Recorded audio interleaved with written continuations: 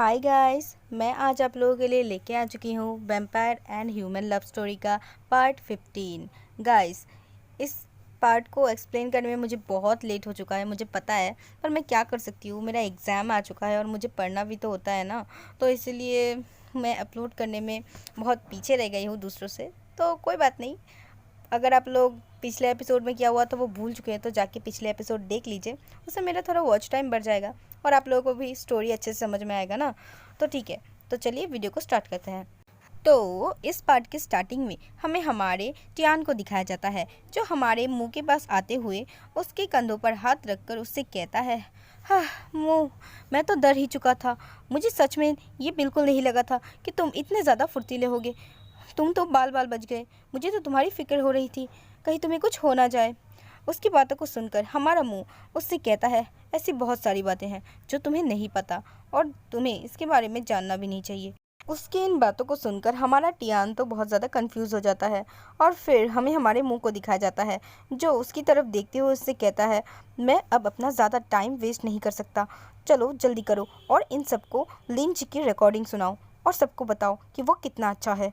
उसकी इन बातों को सुनकर हमारा टियान उससे कहता है, ओह हाँ हाँ ठीक है, मैं अभी दिखाता हूँ। ये कहकर हमारा टियान अजीब सी स्माइल करने लगता है और अपने मन में सोचता है, हाँ हाँ, अब ये काम भी मैं ही करूँ। हाँ, सब काम मुझे ही करना पड़ता है। अच्छा ठीक है, चला ही देता हूँ।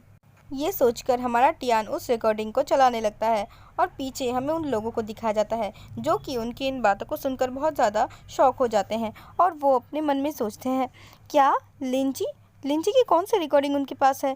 क्या उनके पास कोई सबूत है जिससे वो हमारे लिंची को गलत साबित करना चाहते हैं? आखिर वो साबित क्या करना चाहते हैं?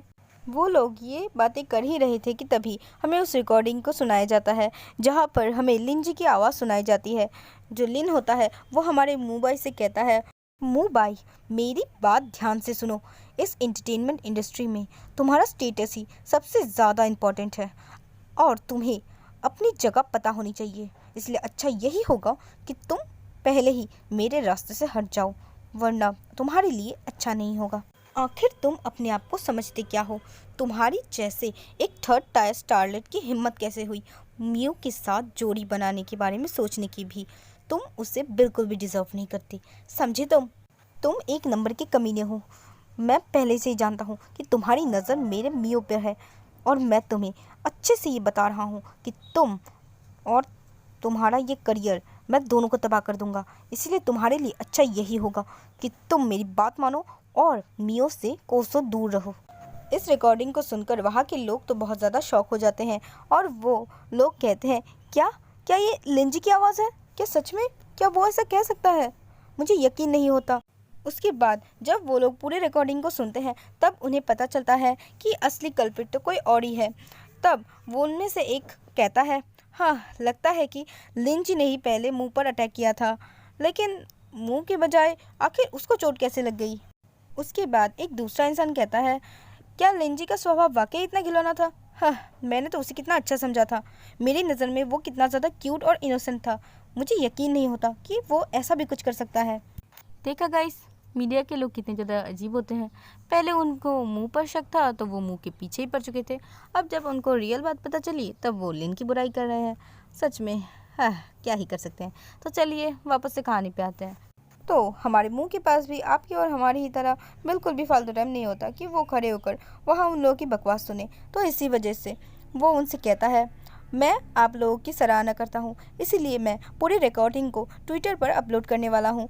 अब मुझे जाना होगा क्योंकि मेरे पास ज़्यादा टाइम नहीं है, इसलिए मैं चलता हूँ। ये कहकर वो वहाँ से जाने लगता है, पर तभी वहाँ वही पहली वाली लड़की आ जाती है और वो गुस्से से चिल्लाते हुए कहती है, ये इम्पॉसिबल है।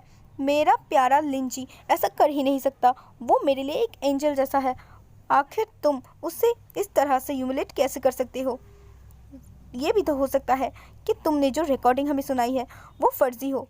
उस लड़की की इन बातों को सुनकर अब तो हमारे मुंह को भी गुस्सा आ जाता है और वो उस लड़की की तरफ मुड़ते हुए उसकी तरफ आने लगता है और उसके करीब आते हुए उससे कहता है, क्या तुम लिन की फ़ैन हो? हाँ, अगर तुम हो तो तुम्हें पता होना चाहिए कि उसकी आवाज़ कैसी है और ये रिकॉर्डिंग में जो आवाज़ है वो उसकी है या नहीं। तुम ये अच्छे से जानती हो। इसलिए खुद को धोखा देना बंद करो। एंटरटेनमेंट इंडस्ट्री में बहुत से ऐसे लोग हैं जिनके दो चेहरे हैं, और इसमें कोई भी बड़ी बात नहीं है कि तुम्हारा लिन भी उसी कैटेगरी में आता है। उसकी इन बातों को सुनकर वो लड़की थोड़ा गुस्सा हो जाती है, पर तभी वो ध्यान से मुंह की तरफ देखने लगती है और थोड़ा ब्लश करते हुए अपने मन में सोचती है, आखिर मुझे ये क्या हो रहा है, मैं अपने आप को रोक ही नहीं पा रही उसकी तरफ देखने से। वो बहुत ज़्यादा हैंडसम है। मैंने जितना सोचा था असल ज़िंदगी में वो उससे भी ज़्यादा हैंडसम है। वो तो मेरे लिन जी से भी ज़्यादा खूबसूरत है। आखिर मैं क्या करूँ, मैं उससे नज़रें ही नहीं हटा पा रही। वो लड़की ये सब सोच ही रही थी कि तभी हमारा मुंह उसके करीब आते हुए उससे कहता है, ओह तुम तो वही लड़की हो जिससे थोड़ी देर पहले मुझ पर ईंट फेंक कर मुझे घायल करने की कोशिश की थी, क्यों है ना। मुंह की इन बातों को सुनकर वो लड़की बहुत ज़्यादा घबरा जाती है और वो थोड़ा घबराते हुए उससे कहती है, हाँ मैंने ही फेंका था। तो उससे क्या, हाँ आखिर तुम क्या करने वाले हो। जिसका जवाब देते हुए हमारा मुंह उससे कहता है, हाँ बेशक मैं बहुत कुछ करने वाला हूँ। वो ये कह ही रहा था कि तभी उसकी बातों को काटते हुए कोई पीछे से कहता है, तुमने मेरे एक एक्टर पर इतनी बुरी तरह से हमला करने की हिम्मत कैसे की। उसकी इन बातों को सुनकर हमारा मुंह पीछे की तरफ पलट के देखता है और उसे देखकर वो अपने मन में सोचता है, क्या वो तो मुंह इतना सोचता ही है कि तभी वो आदमी वापस से कहता है, और मैं आपको मुंह पर हमला करने के आरोप पर जेल जरूर भेजूंगा ताकि आपने जो किया उस वजह से आपको कड़ी से कड़ी सजा मिले। ये कहकर वो आदमी उनके पास आकर खड़ा हो जाता है और फिर हमें ध्यान से उस आदमी को दिखाया जाता है जो कि बहुत ज़्यादा हैंडसम होता है मेरी ओपिनियन से। आपने कुछ नोटिस किया? मैंने तो किया। ये जो आदमी है, जब वो पहले आया था तब उसके गाल में कोई भी स्कार नहीं था, पर अब देखो उसके गाल में एक स्कार है, पर स्कार के साथ भी अच्छा लग रहा है ना। चलो वीडियो को कंटिन्यू करते हैं। तो उस आदमी को वहाँ पर आते हुए देखकर बहुत सारे लोग उसे पहचान जाते हैं और उन्हीं में से कोई एक कहता है, क्या वो लेंसर है जो एस ग्रुप का प्रेसिडेंट है? हाँ वो वही है, पर वो यहाँ पर क्या कर रहा है? क्या वो मुंह को बचाने के लिए यहाँ पर आया है? फिर उनमें से एक आदमी कहता है, एएफ ग्रुप के पास बहुत सारी एंटरटेनमेंट कंपनियां हैं, पता है मैंने कहीं से सुना था, पर फिर भी वो लेंसर जो वहाँ का प्रेसिडेंट है वो आखिर यहाँ पर क्या कर रहा है? क्या उसके पास कोई स्पेसिफिक रीज़न है यहाँ पर आने की?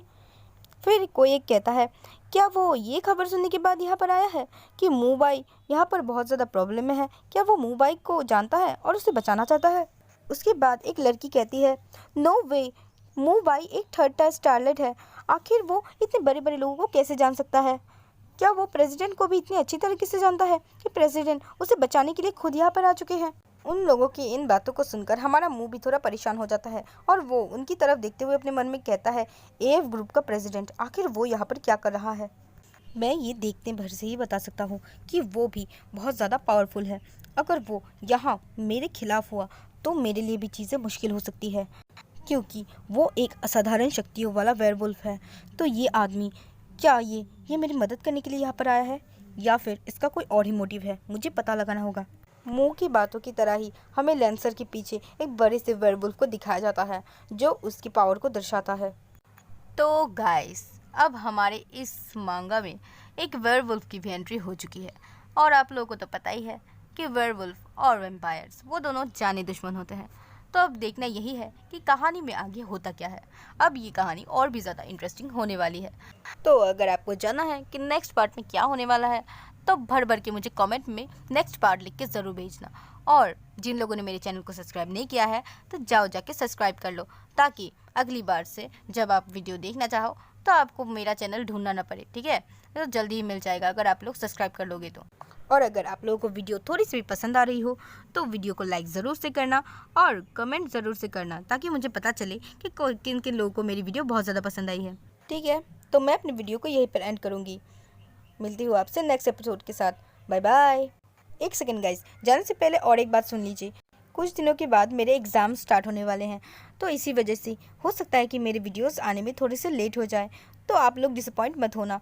मैं जल्द से जल्द वीडियो अपलोड करने की पूरी कोशिश करूँगी और आप लोग मुझे ज़रूर से सपोर्ट करना, क्योंकि अगर आप लोग मुझे सपोर्ट करेंगे तभी तो मैं वीडियो को जल्दी जल्दी अपलोड करने की पूरी कोशिश करूँगी। इसी वजह से मैं चाहूँगी कि आप लोग अगर वीडियो पसंद आए तो आप लोग एक प्यारा सा कमेंट ज़रूर से करें। Okay, bye bye.